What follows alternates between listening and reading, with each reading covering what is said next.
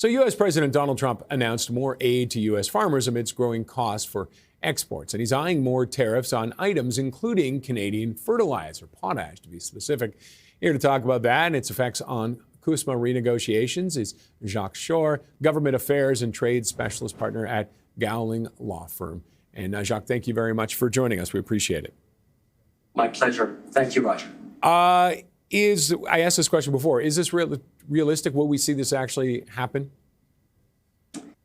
Well, we're in a roller coaster ride. Not easy for business, not easy as we try to figure out how we're actually going to deal with the upcoming real negotiations when they take place in 2026 as to where we go with CUSMA. But I think under the circumstances, what this demonstrates is, yet again, how far are we? Where are we with regard to our pressure points? And this is a new avenue. We've not really seen potash or fertilizer, if I may say more generally, as one of those areas that one would look to as to provide a bit of a threat. Look, these are sort of the waning hours of 2025 as we get into 2026 and really look at where this is going. I tend to feel that with everything that is going on, it would be hard to imagine.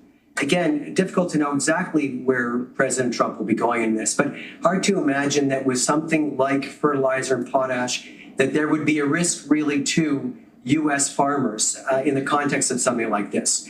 They need our potash. It is one of the things that can't be produced in a way in the United States. There is essentially 80% of what they receive is from Canada, I think from Saskatchewan mostly. And the fact is that U.S. imports of potash 90% essentially.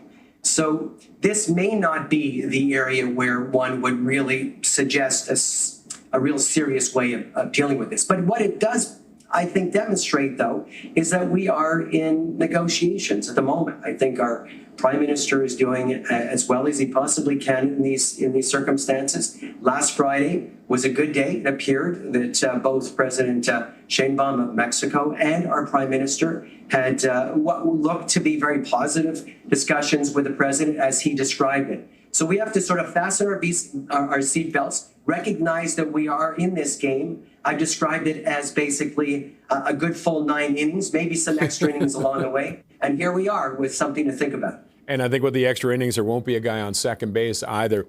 This is essentially CUSMA starting early. How rough and tumble do you see these talks getting? Well, great question. They already are rough and tumble, aren't they? I mean, just think about the fact that so many people are thinking about this. Look at the amazing amount of time that, business leaders, others are weighing in. It's tough. These are very, very difficult moments. Frankly, moments that I can't recall anything quite like this because we have such a fantastic trade relationship with the United States. We are the envy of the world. 93% of our trade is actually in CUSMA. That's the big question. If we find ourselves effectively in a tariff-free environment with a continuation of CUSMA. I still think it's the right way to go and it will happen because it's what's so logical. I think it's good for the Americans. I think it's good for us. But at the same time, to your point, in the context of a rough and tumble that we're in right now, we are working very hard at diversifying our trade activity. I've just been in Europe twice over the last month addressing some of those issues. I see that there's a strong effort by the Europeans to work closely with us, but we need to be mindful. The Americans are still our great friends, and understandably so. So we have to actually sit down, work through these things together, understand that they have certain pressure points that we need to be mindful of, and come up with something that really makes sense for both countries. And with that combination, are Europeans looking and saying, you know what, we're interested maybe doing business, but are you just going to jump back to the U.S. once this is all resolved? And they're holding off as well. Well, I think, over the last number of years, we've been talking about diversifying our trade, and that's only natural. But I think that this is something where we feel maybe even a bit of a kick in the gut, where we have to understand that we do need to do more elsewhere. And rely on working with other like-minded countries elsewhere. And that could be a good thing for the United States as well. The way in which we have our trade arrangement with the United States means that if we have companies from Germany, from Switzerland, from France, others that step up, they also have an ability of being able to work with us and into the United States and grow those opportunities in the way that I think makes a lot of sense. I think we have learned a lesson here, and it's a good one, but at the same time, I can say there are positive elements of that for our American friends as well.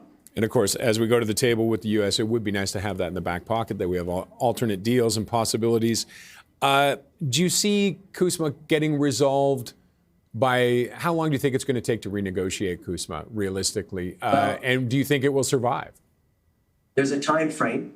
So what I also say is education. We have to make sure that, those in U.S. Congress, governors, others, they really do need to understand the importance of this trade relationship. They need to understand that, it has served us well, and of course we can tweak those issues. So they have to be the ones, in a sense, more so than Canadians, as the advocates of appreciating the importance of the kind of trade that we've had essentially for the last 40 years in ways that are positive.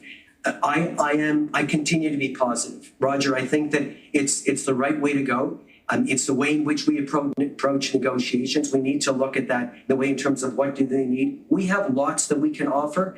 As a sovereign country, one will continue to be sovereign and strong. We can actually say, we understand that there are certain things that they require for it to work. I think that we're looking at a set of negotiations that aren't necessarily easy. I have a lot of confidence in those that are speaking on behalf. But again, I repeat, it's those Canadian businesses working with those legislators, other businesses in the United States, to make sure that there's clarity in the way in which they express the need for us to continue this trade relationship that we have. Okay, we'll have to wrap it up there. But Jacques, thank you very much for joining us. My pleasure. Thank you, Roger. That was Jacques Shore, Government Affairs and Trade Specialist Partner at Gowling WLG.